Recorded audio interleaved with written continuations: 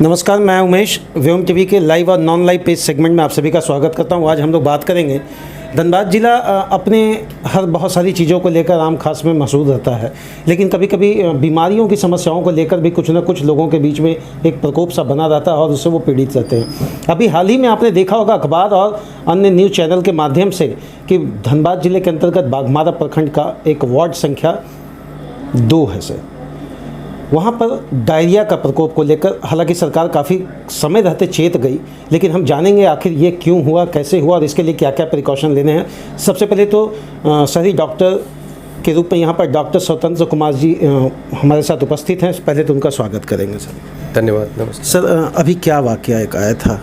वाकया 7 नवंबर को पहला केस रिपोर्टेड हुआ था छाताबाद 10 नंबर में डायरिया का, और उसके बाद लगातार उनकी संख्या में वृद्धि होती गई।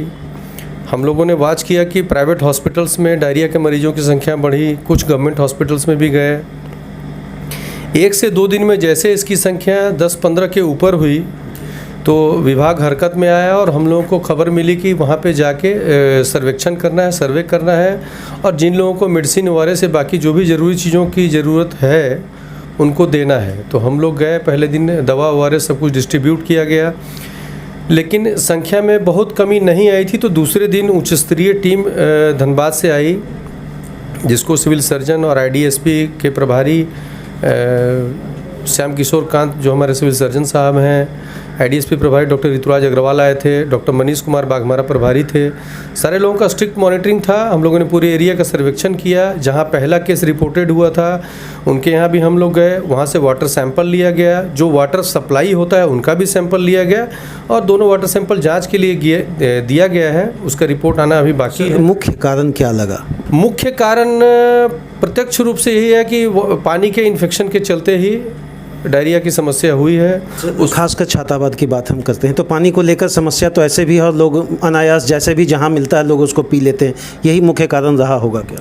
नहीं, देखिए, वहाँ पे पानी का एकमात्र स्रोत है सप्लाई वाटर। वहाँ कोई कुआं नहीं है, वहाँ कोई चापानल नहीं है। इसका भी सर्वेक्षण हम लोगों ने किया, उसका बजाते मैप बनाया गया था। तो वहाँ कोई भी कुआं, कोई भी चापाकल नहीं मिला। लोग कंप्लीटली सप्लाई पानी पे निर्भर कर रहे हैं, सप्लाई पानी को ही यूज़ कर रहे हैं।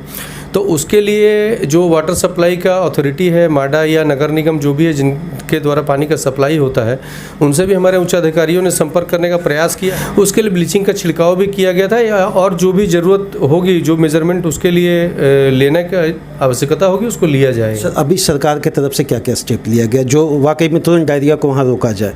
सरकार के तरफ से दवाइयाँ बांटी गई हैं, ORS बांटी गई हैं, और हमारी टीम लगातार मॉनिटरिंग कर रही थी वहाँ। कितने दिनों तक ये मॉनिटरिंग सर कंटिन्यू है? मॉनिटरिंग अभी जब तक केस 0 नहीं हो जाएगा तब तक मॉनिटरिंग चालू रहेगा। और डेली रिपोर्टिंग भी हम लोग धनबाद डिस्ट्रिक्ट को कर रहे हैं कि डेली कितने केसेस रिपोर्ट हो रहे हैं। लेकिन पिछले 2-3 दिनों से देखने में आया है कि केस रिपोर्टेड नहीं हुआ है और प्राइवेट हॉस्पिटल में भी कोई केस एडमिट नहीं हुआ। लास्ट से संख्या क्या था इसका? लास्ट संख्या 11 तारीख का लास्ट संख्या 3 था। 11 तारीख के बाद कोई वैसा केस रिपोर्टेड नहीं हुआ है। ओकेजनल 1-2 लोगों को हुआ था, तो उस दिन शाम में भी जाके हम लोग कुछ दवा और ORS डिस्ट्रीब्यूट किए थे।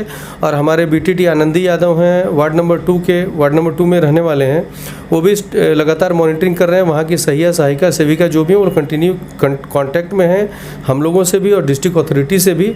और डिस्ट्रिक्ट अथॉरिटी बाघमारा प्रखंड के प्रभारी डॉक्टर मनीष और हम लोग पूरी टीम इस पर निगरानी बनाए हुए हैं। सर, क्या सलाह देंगे लोगों को? सलाह हम लोगों ने वहाँ भी प्रत्यक्ष रूप से कलेक्टिव करके लोगों को दिया था। और जो सर्वेक्षण हम लोगों ने किया पूरे एरिया छाताबाद नंबर 10 का, वहाँ सब लोगों को प्रत्यक्ष रूप से हमने बताया कि खाना ताज़ा खाना है, बासी खाना नहीं खाना है, गर्म खाना खाना है, साफ़ पानी का यूज़ करना है, पानी को उबाल के पीना है, और हाथ को अच्छी तरह साबुन से धो के खाना खाना है, ताकि किसी भी तरह का इन्फेक्शन का सोर्स हमारे पेट के अंदर नहीं जाए। किस उम्र के सर ज़्यादा प्रभावित हुए थे? नहीं, सभी उम्र के प्रभावित हुए थे। हम लोगों ने बच्चे भी सर थे? हम लोगों ने सर्वेक्षण में देखा कि 2 साल से लेकर 82 साल के बुजुर्ग तक प्रभावित हुए थे। हर एज ग्रुप के लोग प्रभावित हुए, इसमें कोई एज ग्रुप का मनुष्य बचा नहीं था। एक अंतिम सवाल रहेगा सर, कहीं और भी इस तरह का केसेस बाघमारा में दिखा? छाताबाद को छोड़कर सर कहीं और भी केसेस देखने को मिला क्या? छाताबाद 10 नंबर के अलावा उनसे सटा हुआ कुछ एरिया है, लकड़का का, मलकेरा का कुछ केसेस आया था, लेकिन वैसा सीवियर नहीं था। 1-2 केसेस रिपोर्ट होना शुरू हुआ, उसी समय वहाँ स्थिति को नियंत्रण में कर लिया गया, उसको बढ़ने नहीं दिया गया हमारे डिस्ट्रिक्ट अथॉरिटी के द्वारा और बागमारा प्रभारी डॉक्टर मनीष के द्वारा। सारे लोग उस पर स्थिति पर नज़र बनाए हुए थे, उसको समय रहते कंट्रोल कर लिया गया, वहाँ पर संख्या बढ़ी नहीं बहुत ज़्यादा। ठीक है सर, धन्यवाद। Thank you. देखिए, ये तो डॉक्टर स्वतंत्र कुमार जी, इन्होंने चूँकि मुस्तैदी के साथ जिला प्रशासन वहाँ पर अपनी भूमिका निभाया है, इसमें कोई दो मत शक नहीं है। और पिछले 2 दिनों से जैसा सर्वेक्षण से आंकड़ा अभी आया है, अभी कोई नया केस नहीं मिला है। हाँ, एहतियातन बरतने की ज़रूरत है, क्योंकि आसपास का जो भी क्षेत्र है उसमें छोटे मोटे छिटपुट केस मिले हैं, इसलिए जो प्रिकॉशन बताया गया इस पर जरूर आप ध्यान दें। धन्यवाद आप सभी।